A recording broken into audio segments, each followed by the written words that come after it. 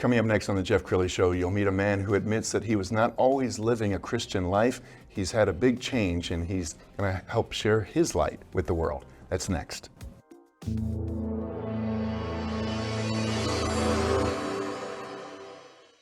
Many are predicting that the worst is yet to come, which is unfortunate, said one person here. Until now, they've enjoyed the reputation of being the nation's icebox. Watched a burglar in his home this morning by webcam. As a journalist of over 25 years, stories are what make my world turn. Reporting live from the Dallas newsroom tonight, Geoff Crilley, Fox 4 News. But in 2008, I took the jump from my familiar life and started a PR firm from my home. We're talking about anyone with a camcorder like the one I'm using becomes a television network. We started slowly growing the company, and we now have over 100 clients, and we've branched into the world of live digital broadcasting. I now own 8 different TV studios and have a huge team, and the stories that I now get to share are sometimes the most important of my life. Life has a funny way of coming around full circle. This is the Geoff Crilley Show. Well, I attended a conference a couple of weeks ago, and there were hundreds of people at the conference, but one man stood out, not just because he's tall, 6'4", I'm guessing. Around there, yeah. But he has a larger-than-life personality, and we all know where he gets that from. Geoff Matero is in the studio. He's an author and host of At the Table podcast. Yeah, Thanks thank for coming you. on the show. I appreciate it, man. This was, I think that was the main reason I was supposed to be at that conference, was to meet you. So that means so much. It was worth every cent, every moment of time. So. Are you 6'4"?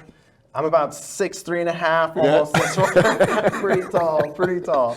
Well, share a little bit of your journey, because we were talking before the show. You weren't always living a Christian life. Yeah, I mean, it started, my parents, I grew up in a Christian church, and then around, not then around 1991, in 1991, today actually, December 12, 1991, my mom and brother died in a car accident, and that just kind of sent me on a different course, right? I kind of gave the Lord the middle finger, and it was just like, I want nothing to do with you. My mom loved Jesus, my brother loved Jesus, and if that was how he allowed things to happen to people who loved him, I didn't want nothing to do with him.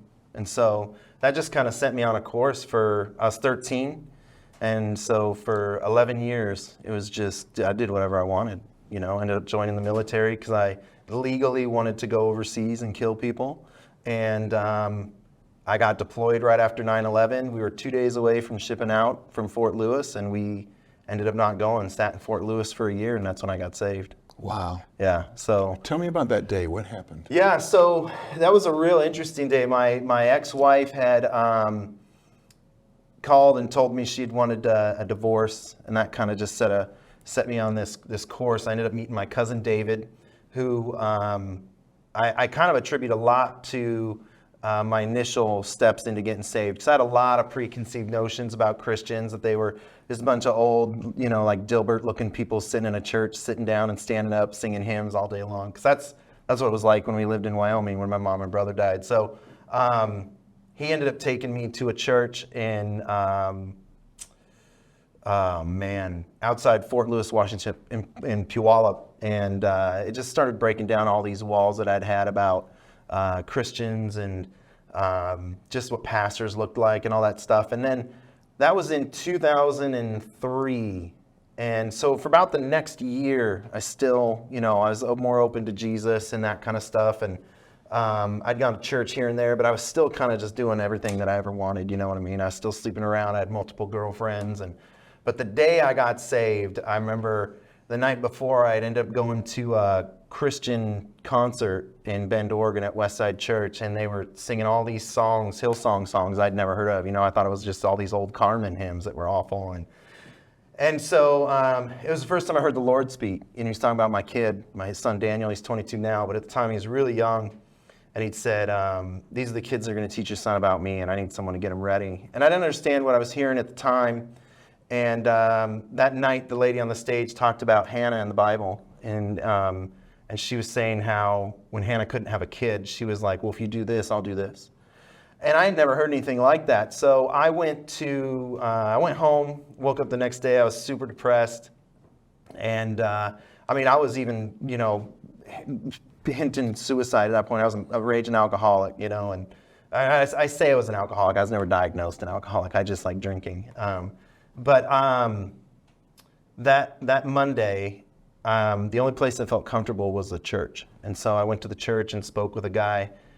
And he said they were having a men's meeting that night. And in that men's meeting, I'd be able to connect with other guys that were my age. So I called the guy. His name's Caleb Brown. He actually lives here in Frisco now. So it's quite fun that one of the guys that was like really instrumental in me coming to know Christ and really, really running with him when I first got saved lives here now. Anyway, I went to the small group, and I mean, that even just completely destroyed my perception. The first guy walked in the room, had these tattoos all over himself and had piercings, shaved head. I was like, oh, this guy's obviously like a Nazi or something, right? Like, he's not a Christian at all. Anyway, him and I ended up becoming really good friends. I actually became his roommate for about a year. But during that time, the same gal came in the room and talked about Hannah again. And so I went to bed that night. And I'd just gotten a call that day from a gal that said, hey, I might be pregnant, and I was like, I can't even take care of the kid I got. There's no way I can take care of another one. And at that time, my son and his mom lived in Alaska, and I was in Oregon. And so I went to bed that night and I just said, hey, Lord, if there's any way you can get me up to see my kid, I'd love it, because I was broke all the time because I just drank all the time and spent my money on women, and then I said, and then if there's any way that this gal just couldn't be pregnant, my life is yours. I mean, I didn't even know what I was saying. Got up the next day and went to work, and it was just like any other day. I was in the military full time in Oregon, and gone to the office, and my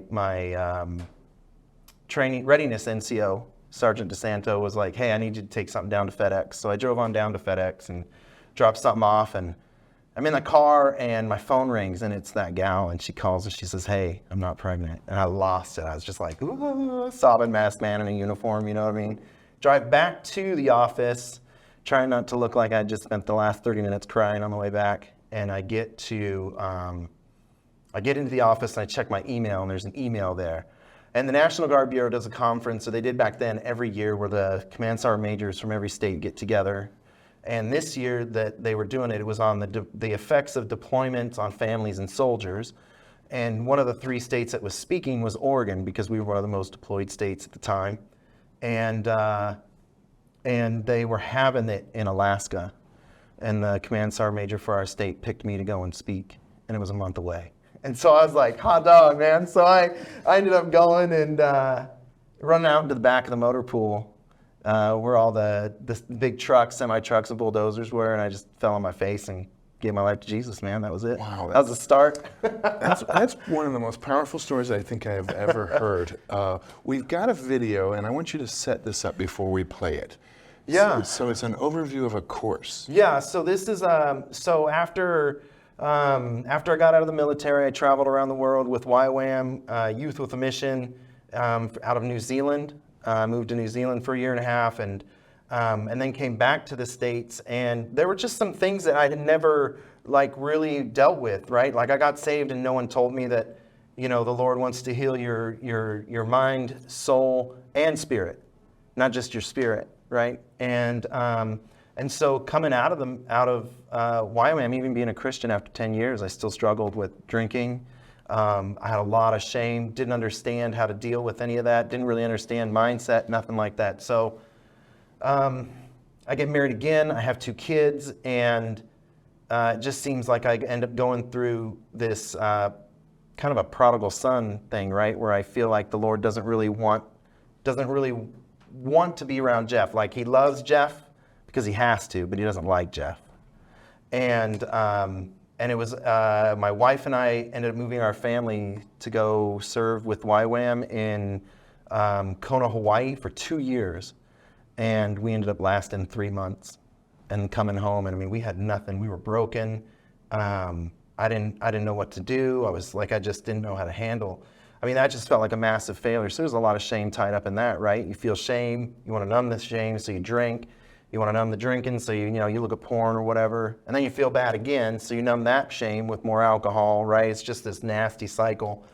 no one taught me about renewing your mind. Like no one ever did. And so I end up going through this encounter with the Lord one night while I'm like blasted drunk.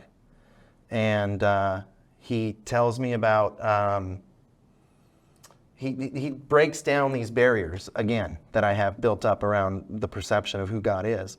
And that starts me on this course of renewing your mind.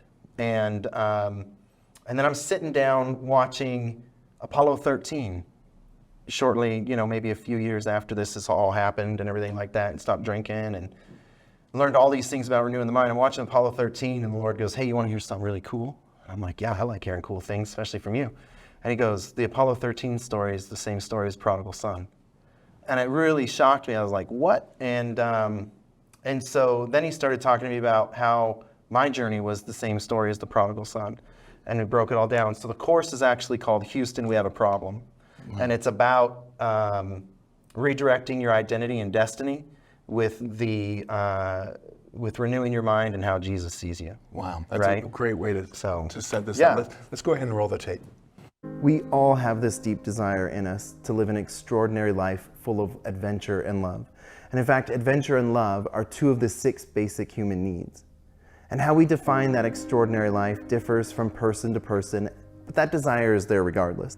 But what often happens is fear and conditioning and a belief that our circumstances and mistakes are too great to overcome that have caused us to live a life that, if we're honest with ourselves, isn't the life we want to live or one that we find worth living.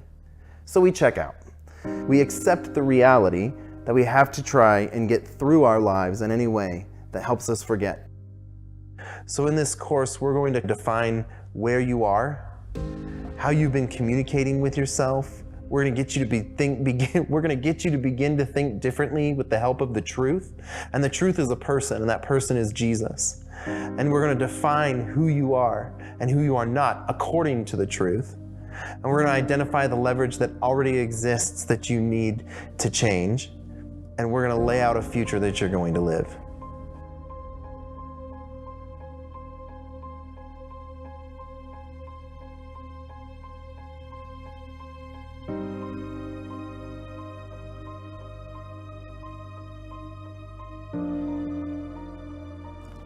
It's so powerful. And how long have you been running this? It's a year ago in October is when we launched it. My wife and I wrote a book first called Houston, We Have a Problem, and then that course comes from the book. And so I put together all the slides and everything. We staged it all in my living room, filmed it all ourselves. I edited it, and then we just put it up about a year ago. Wow. Yeah. Okay. More on that in a second. Yeah. We're going to pull up your website, and as we scroll down your website, I just want to brag about. I mean, Geoff, you got a lot going on. Not only is it a clean website, but I love the way you don't hide your faith under a bushel. You put it right out there. So talk more about your ministry and how you engage with people. Is there different ways for people to connect with you? Yeah, I struggle with social media, right? Like the fact of the matter is social media is there, and I just need to get over myself and use it. But I like to be stubborn, and I think it's a good quality. But social media is really where it's at, right? I've realized that I need to be able to communicate more with the people that I've got that do follow, and even people who don't know who I am, and I would really, really like to get the messages out that we have, right? Like, so my first book, Because Jesus, talks about the simplicity of being able to hear God, and it's just told in story form. It's not like I'm ripping out scripture and all those things too. Yeah. So. I'm gonna hold up the book cover, and we also have a full screen of this book cover, Because Jesus. Okay, tell us about the title. Yeah, so this was originally called I'm Geoff Doing Jesus Things. And it was because what it is it's about, I tell that story that I just told you at the beginning about how I got saved. And then I tell the story about how I got out of the military and I moved to New Zealand with no money. The Lord called me to go to New Zealand with YWAM. I ended up going with zero money. It was an $8,000, $9,000 school, and mine was the first paid off. And so that tells the story of that. It tells the story about there was a week during my school called Faith Week where they put us in teams of 3 and then they drop us off in the middle of nowhere and say, we'll see you in a week. Wow. You got to hear from the Lord. And so we'd spend time praying, and we'd go where the Lord sent us. It was an incredible experience. And then it talks about some of the things I learned when I was on outreach, and then just some things that happened afterwards. Sure. And so, you already mentioned your second book. We're going to pull the full screen of that. Houston, We Have a Problem. If somebody were to read this book, should you read Because Jesus First? nope. Okay. No, this is just Because Jesus is just a book on. It is simple to hear the Lord speak. He wants to talk. He's talking all the time. Yes. Right? Like sometimes it's just like, I don't want to talk to you right now. Like I just, even though when you talk to me, I like it, but I kind of just want to do my own thing. And he's like, nope, and it's super simple. He likes to talk. And the Houston, We Have a Problem. Who did you write that book for? So those were just like, I found coming out of doing missions work with my wife, we discovered that a lot of pastors and a lot of missionaries, and even just a normal, I hate to say everyday Christian, because I think even pastors and missionaries are everyday Christians, are hurting. They don't know how to move past some of the things they got roadblocks with, right? And it's just shifting your perspective and how you think. Like I had a conversation with somebody who's been on your show before, Oksana, and I was sharing, I just have some regrets that I don't know how to get past. And she shifted the way of my thinking just last week, and it's completely broken some of the things that were kind of holding me back, which was great, and I needed that. And that's what this book does, and the course does, is it, first of all, helps you accept, or helps you recognize where you're at, right? You want to recognize where you're at, then it just helps you accept the fact that you may have messed up. Like you can't do nothing to fix it. There might need to be conversations you have and go to somebody and apologize, but it's life, right? And then from there, we begin to identify how the Lord sees you, right? So you can begin speaking to yourself that way. And then we create leverage by doing a couple exercises. And then at that point, we go to the Lord and say, the way I've been living is past, present. I've been allowing things from my past affect me now. And what I want to do is live present, future. So what are the words you've spoken to me? So how can I get those prophetic words and what you said and my current situation to come and meet up? Yes. So that way, yep. You have a very popular podcast called At the Table, and you do you do it with Brittany. Is that right? She's there sometimes, but a lot of the time it's just me with a guest. Yeah. Okay, we're going to put up the Spotify page so you can see what does At the Table mean to you? So I'd actually I was sitting in a moment in one of those times during that time when I was having these meetings with the Lord in the evening. I had this nasty white chair with this red floral pattern on it that we'd gotten like for free or something. And I'd just put my feet up on the wall and I'd just sit and listen and hang out with the Lord. And I remember he gave me this vision where I was a grown adult, right? Like I was a grown adult, but I was like a little kid. And we were climbing up and sitting on this table. And there were all these individuals I would have never thought that would have been there. And we were just eating a meal, and he was having so much fun. And then we had this like demon walk in the room, and in a flash, he's from one end of the table to the other. He just kind of tears it in half. But he's looking back at us, laughing the whole time. And we're just goofing off as adults, but we're young kids. You know what I mean? And to me, it was just like, there's always a place for you at my table. It's family, right? The other one is, thinking about my wife, she always says, the Lord puts the lonely in family, right? So that's one part of it means. But the other one is that in my presence, when you're at my table, it says, in the presence, the Lord sets a table for me in the presence of my enemy.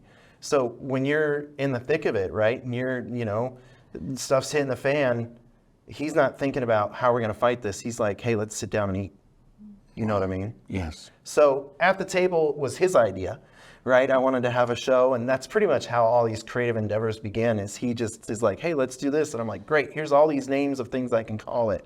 And he's like, why don't we call it this? Wow. I'm like, oh, that's great. Jeff, you're truly one of the most transparent people I've ever had a chance to interview. I want to spend a couple minutes talking about the ranch. Yeah. So tell us about the ranch. Yeah, so about 5 years ago, we're coming up on 6 years actually in March. My wife and I were looking at wanting to buy a home in Central Oregon. And I always used to do this thing where I'd like go to Malibu and remove all the filters and look at like $44 million homes and be like, baby, I found our house. And she'd just be like, you're ridiculous. And, but then we were looking in Central Oregon in like Bend and Redmond and Prineville, and the Lord told Brittany, hey, remove your filters. And so she did, and she ends up finding this horse ranch in Sisters, Oregon. It's called the R&B Ranch, and it was for sale for $24 million. And she shows it to me, and I was just like, oh man, this is gorgeous. And we started getting this download from the Lord about how He wants to use the land for pastors and missionaries to come and stay out for free. And so we sat on it for a few days and just kind of thought about it. And I remember sitting at the park with my kids, and I said, Lord, is this like legit? Like, is this something you want us to do? And He goes, yeah, it'll be the first of 2 that you buy, and the second one will be in Los Angeles. And He goes, and you'll pay $17 million for this ranch. Wow. And so, but it was at $24 million at that point. And so that was in March, and in June that year, we put an offer in on the property at $17 million. And they didn't say no. They didn't reject the offer. They just said, hey, can you show proof of ability to purchase? And we were like, well, you know, we're YWAMers. We just pray and the Lord gives it. And they're just like, oh, okay, that's funny. And so they ended up just letting the offer expire, but they really liked what we wanted to do because we were the first ones to approach the owners that wanted to buy the property and not use it for marijuana growth. Wow. And so, you know, fast forward 2 years later, the Lord has me go to Sisters, and I don't want to go. I'm just pitching a little bit of a pity party. And I finally go, begrudgingly go. After about an hour and a half, I get there. And that's when I discovered that night before the price had dropped to $17 million. And then that was in 2021 is when the price dropped.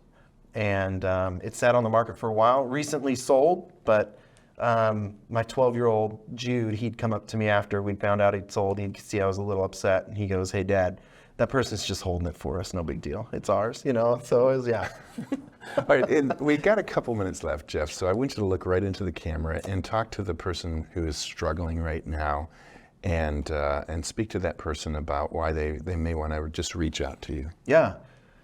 Yeah, hey, you know, I know what it's like. I know what it's like to be a believer and feel like you've completely let down the Lord. I know what it feels like to completely feel, you know, you feel like you've completely let down your family, your friends, whatever it may be. But I'm going to tell you, the Lord doesn't look at you that way. One of the things I like to say is I got a mushy heart and a sailor's mouth, and that's one of the big things that I struggle with is that, you know, I can come off hot-headed sometimes, and that'll maybe set me back. But one of the things that I learned is that the Lord isn't concerned with any of those things, right? He doesn't see you in that way. He sees you through the blood of Jesus. And when you go to Him and you talk to Him and He wants to talk to you, He's not going to address any of that. He's going to want you to just be with Him. And then the byproduct of being with Him is that your life is going to change and transform. And so I'd really just encourage you to go check out Houston. We have a problem. Get a hold of me if you just want to talk. I like talking to people. I like talking. And yeah, we'll see what we can do for you. That was beautiful, Yeah. Geoff. We're going to end with Geoff's website, which is, of course, geoffmatero.com. Thank you so much for sharing your heart and your wisdom and your ministry with the world. Yeah, thank you. That's it for now. We'll see you next time.